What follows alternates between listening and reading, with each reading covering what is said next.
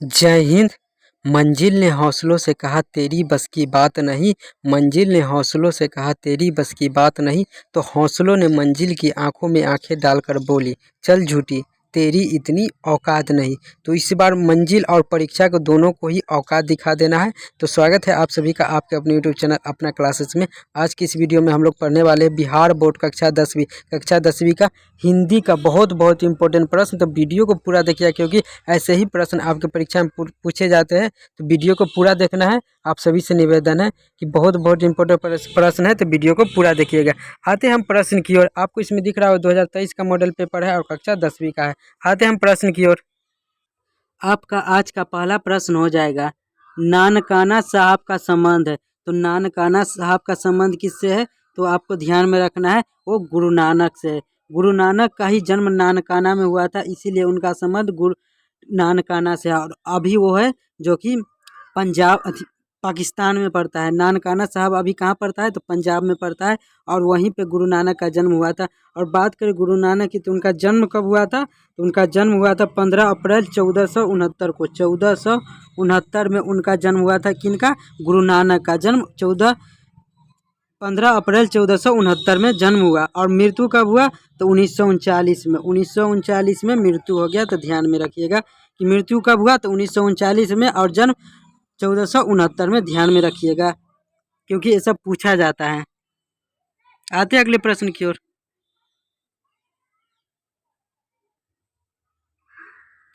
आपका अगला प्रश्न है, रसखान किस विषय में सिद्ध थे? रसखान किस विषय में सिद्ध थे? वो सवैया छंद में। तो ऑप्शन ए आपका राइट आंसर हो जाएगा, सवैया छंद में ही सिद्ध थे। आपको ध्यान में रखना है, रसखान किस विषय में सिद्ध थे? तो सवैया छंद में। ईश्वर पेटलीकर किस भाषा के कथाकार है? ईश्वर पेटलीकर किस भाषा के कथाकार है? तो आपको ध्यान में रखना है, वो है गुजराती। ऑप्शन सी आपका राइट आंसर हो जाएगा, ऑप्शन सी।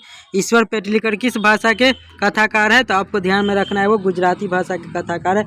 ऑप्शन सी आपका राइट आंसर हो जाएगा। बात करें ईश्वर पेटलीकर की, तो ईश्वर पेटलीकर का जन्म कब हुआ था? तो आपको नोट करना है, 9 मई 1916 को। 1916 में जन्म हुआ ईश्वर पेटलीकर का, 9 मई 1916 में। और मृत्यु कब हुआ? तो 1983 में। 1983 में इनका मृत्यु हो गया। तो ध्यान में रखिएगा, जन्म कब हुआ? तो 1916 ईस्वी में, 9 मई 1916 ईस्वी में, और मृत्यु 1983 में। आपको ध्यान में रखना है ईश्वर पेटलीकर के बारे में, इन सभी बातों को, क्योंकि कुछ भी पूछे तो उसका आप जवाब दे सके। तो नोट करते हुए चलिएगा, क्योंकि ये सब पूछा जाता है, इसलिए मैं आप सभी को बता रहा हूँ।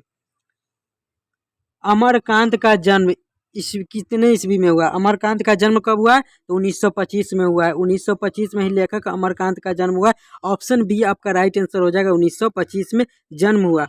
अगर आपसे पूछ ले कि मृत्यु कब हुआ, तो 17 फरवरी 2014 को। 2014 में मृत्यु हो गया लेखक अमरकांत का। मृत्यु कब हुआ? 2014 में, 17 फरवरी 2014 में। और जन्म 1925 में और मृत्यु 2014 में। नोट कर लीजिएगा।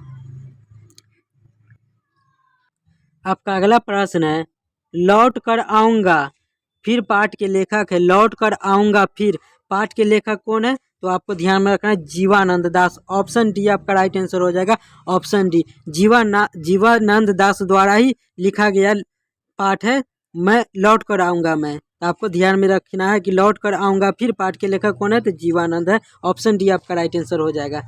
जापान पर परमाणु बम गिराया था। तो जापान पर परमाणु बम किसने गिराया था? तो आप सभी को पता होगा कि अमेरिका ने गिराया था। ऑप्शन बी आपका राइट आंसर हो जाएगा, अमेरिका। और कब गिराया था? तो 1945 में गिराया था। जापान पर, जापान के हिरोशिमा पर 1945 में ही अमेरिका ने परमाणु बम गिराया था। तो आपको ध्यान में रखना है।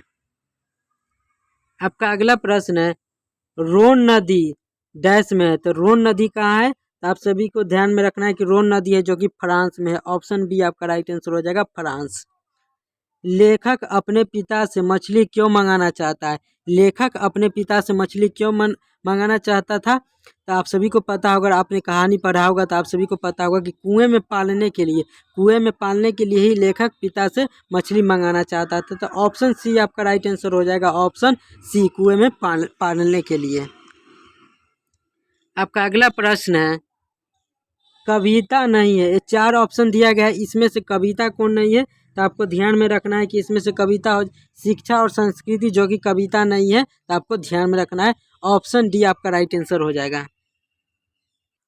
और शिक्षा और संस्कृति किसके द्वारा लिखा गया है, तो महात्मा गांधी द्वारा ही लिखा गया है शिक्षा और संस्कृति, और ये कविता नहीं है, तो आपको ध्यान में रखना है।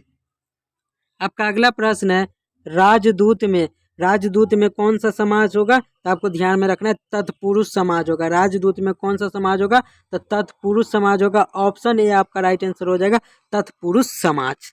आते हैं अगले प्रश्न की ओर। आपका अगला प्रश्न है 88 नंबर। भारत सरकार ने दिनकर को कौन सा अलंकार प्रदान किया।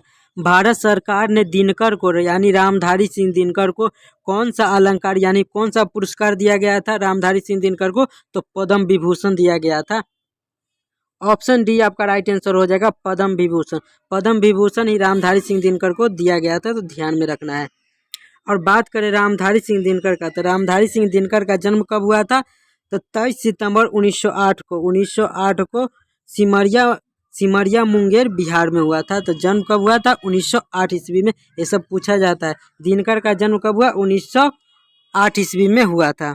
अगर आपसे पूछ ले कि दिनकर का मृत्यु कब हुआ, तो आपको ध्यान में रखना है 1974 में। दिनकर का मृत्यु 1974 में 1974 में मृत्यु हो गया दिनकर का, ध्यान में रखिएगा। और जन्म हुआ था 1908 में। ये सब पूछा जाता है, इसलिए मैं बता दे रहा हूँ, नोट करते हुए चलिएगा, क्योंकि अंतिम क्षण है, तो आपको अच्छी तरीके से थोड़ा पढ़ लेना है। कौन सी कृति अज्ञेय की नहीं है। ये 4 ऑप्शन दिए गए, इसमें से कौन सी कृति अज्ञेय की नहीं है, तो आपको ध्यान में रखना है कि वो अरे यायावर रहेगा याद। ऑप्शन सी आपका राइट आंसर हो जाएगा, अरे यायावर रहेगा याद। ये ऑप्शन सी आपका राइट आंसर हो जाएगा।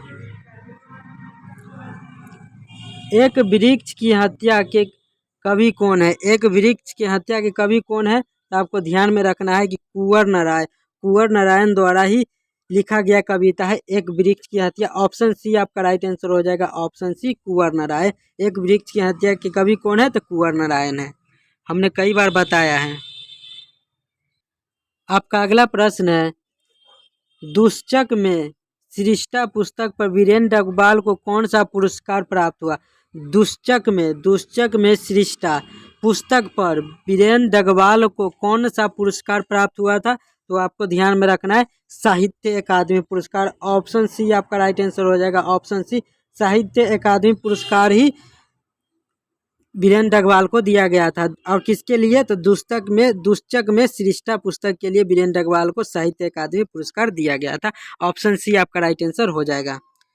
आपका अगला प्रश्न है गायक का स्त्रीलिंग कौन होगा। गायक का स्त्रीलिंग कौन होगा, तो गायिका होगा, आप सभी को पता होगा। ऑप्शन ए आपका राइट आंसर हो जाएगा, ऑप्शन ए गायिका, आपको ध्यान में रखना है। आते हैं अगले प्रश्न की ओर।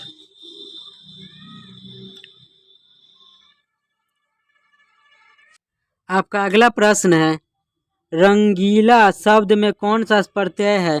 रंगीला शब्द में कौन सा प्रत्यय होगा, तो आपको ध्यान में रखना है ईला है जो कि प्रत्यय है। ऑप्शन बी आपका राइट आंसर हो जाएगा।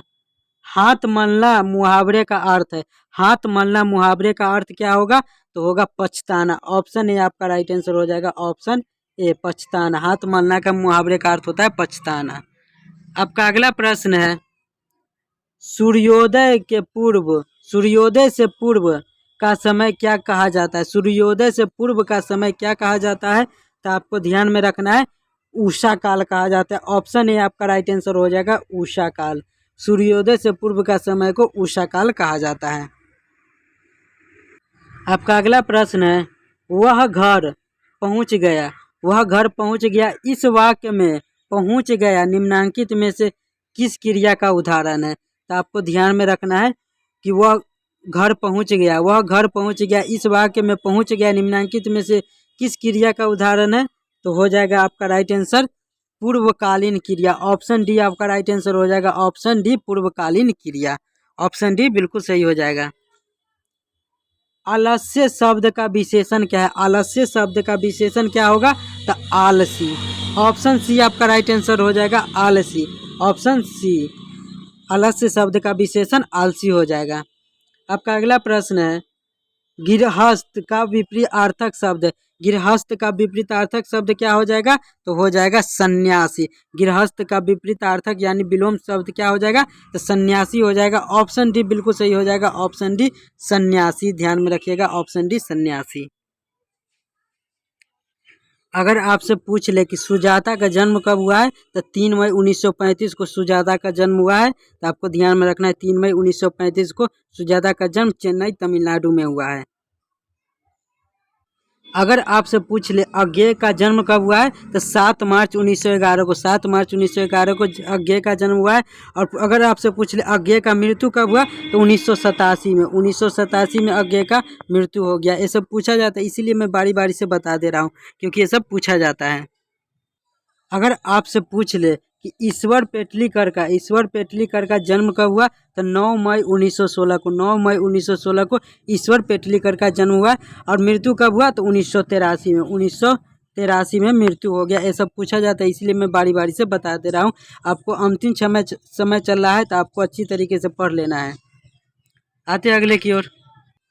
अगर आपसे पूछ ले कि रसखान, रसखान का जन्म कब हुआ, तो 1548 में, रसखान का जन्म 1548 में। और मृत्यु कब हुआ, तो आपको ध्यान में रखना है 1628 में, 1628 में मृत्यु हो गया था। रसखान का जन्म 1548 ईस्वी में काबुल अफगानिस्तान में हुआ था, और मृत्यु 1628 ईस्वी में, आपको ध्यान में रखना है। अगर आपसे पूछ ले कि रामधारी सिंह दिनकर का जन्म कब हुआ, रामधारी सिंह दिनकर का जन्म कब हुआ है, तो हुआ है 23 सितंबर 1908 को, 1908 को रामधारी सिंह दिनकर का जन्म हुआ है। और मृत्यु 1974 में हुआ है। तो ध्यान में रखिएगा इन सभी बातों को, क्योंकि ये सब पूछा जाता है। तो ये था कुछ इंपॉर्टेंट प्रश्न बिहार बोर्ड कक्षा 10वीं का हिंदी का, जो कि हमने आपके साथ साझा किया है।